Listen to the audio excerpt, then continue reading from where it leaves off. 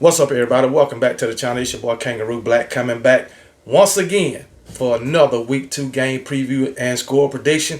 This time it's the Texas A&M Aggies versus the Miami Hurricanes. And I think if y'all been watching me long enough, y'all know how I feel about both of these programs.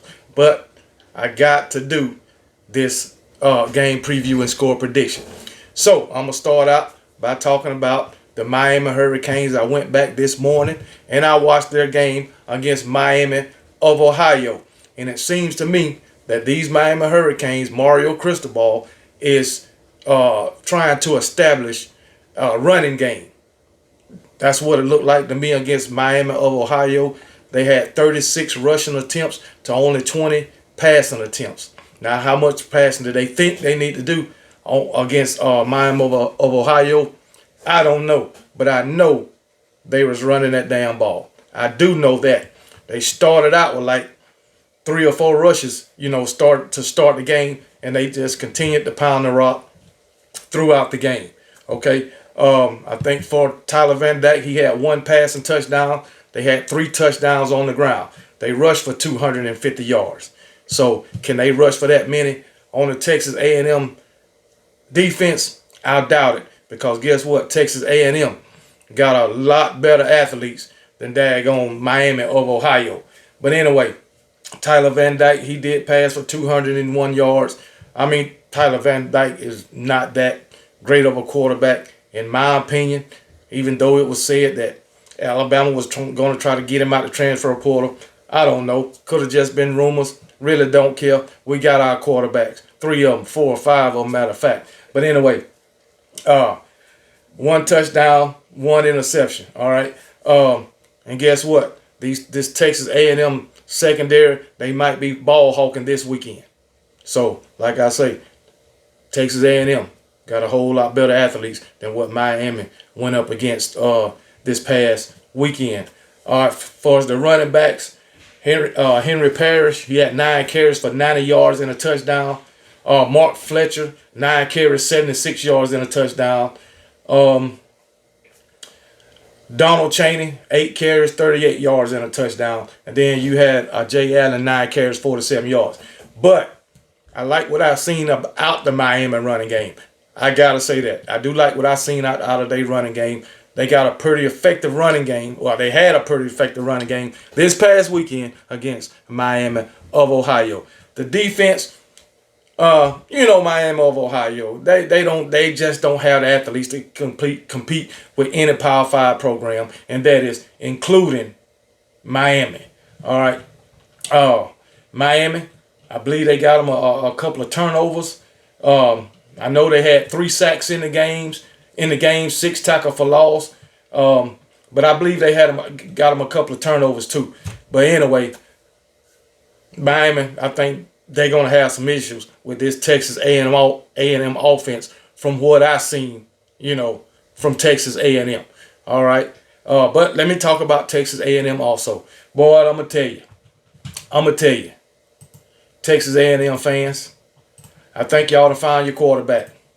I think you to find your quarterback, Connor Wigman. I like what I seen. And guess what? Just like I said, Miami was trying to establish that running game, or Texas A&M got a passing game. I've seen it, even though they played New Mexico State. That's all fine. You play who you're in front of. That's what they say. All right. But Connor Wigman looked damn good against New Mexico State.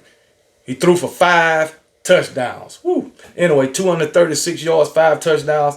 Max Johnson came in. He went 6 of 9 for 41 yards. He threw a touchdown. So they had 6 touchdowns through the air. And like I said, Texas A&M, they got some receivers, especially Evan Stewart. That guy's fast. 8 catches, 115 yards, 2 touchdowns.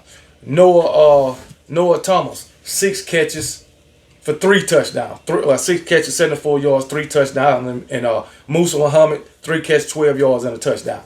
But anyway, like I said, they passed for 277 yards, 6 touchdowns, and also they ran for 134 yards. All right, but I like what I see out this Texas A&M offense, especially the daggone passing game.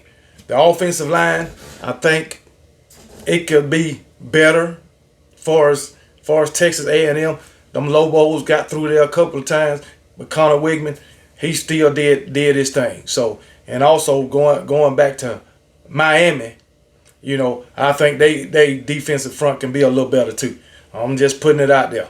So it is what it is. What else? What else can I say about Texas A&M?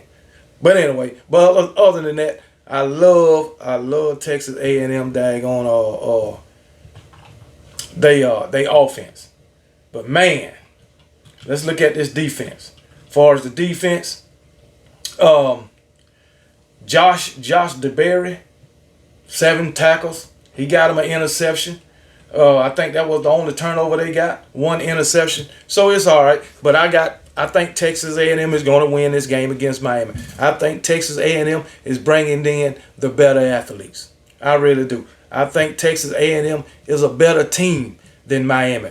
I think since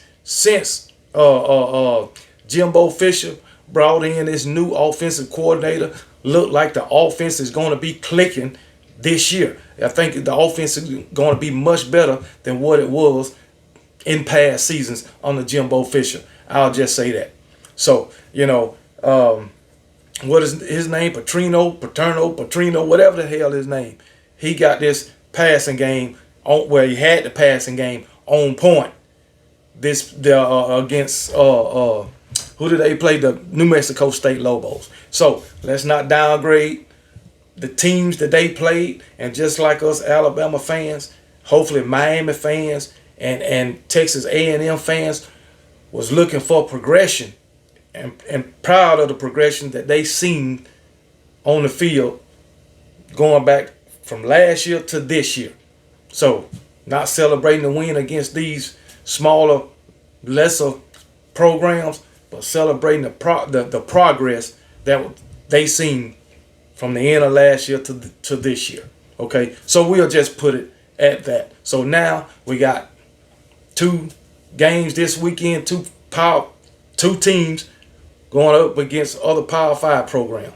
All right, Miami, Texas A&M, Alabama, Texas. So without further ado, I'm gonna make my daggone score prediction for this game. And like I said, I got Texas A&M winning this game, and I'm gonna give Texas A&M, and I'm going off that passing attack. And the question is, can Miami's secondary eliminate the big plays from this passing attack? Can Miami's defense get pressure on Connor Wigman? If they can't, they're going to have a long day. And can they contain Evan Stewart? I'll just put it that way. But anyway, they do have more. They do have more than Evan Stewart in that passing game. Plus, they got Amani Daniels, and Amani Daniels, he can catch out the backfield too. But anyway, Anaya Smith, he's a pretty good wide receiver. But anyway, I know they're going to be keyed on Evan Stewart. But anyway, I'm going to give Texas A&M. I'm giving Texas A&M, we're going to give them 31 points. Yep, I am. And I'm going to give Miami, because I think Texas A&M defense will be able to stop that run game of Miami. I do. Yeah, they won't be going up against Miami of Ohio this week. So, but anyway, I'm going to give them 31-18. That's my final score, and I'm sticking with it. Texas A&M 31, Miami 18, roll damn tide.